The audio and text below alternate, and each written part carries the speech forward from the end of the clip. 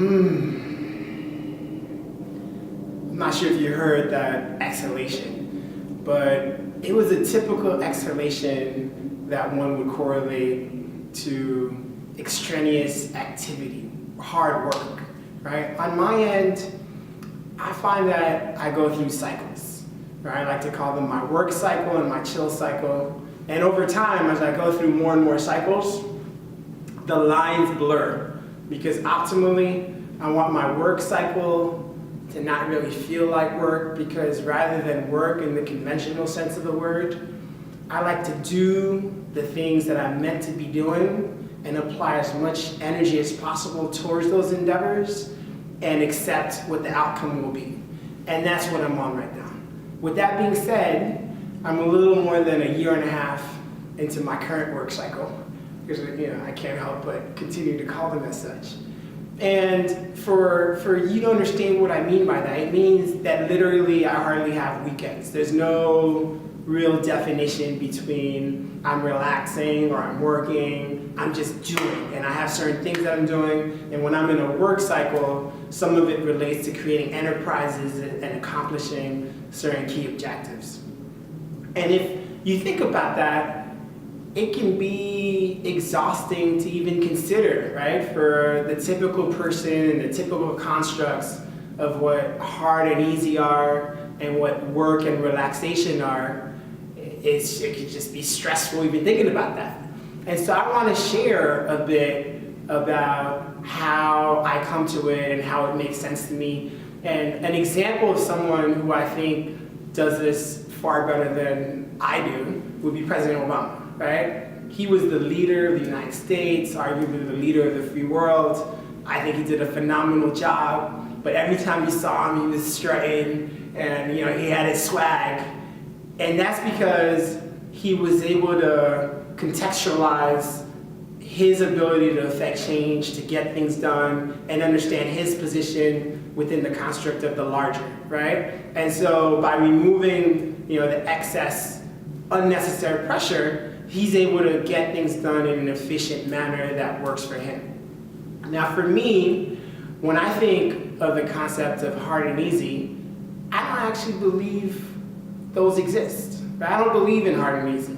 I believe in do and don't. I believe the difference between something that's challenging and something that's difficult relates to competence.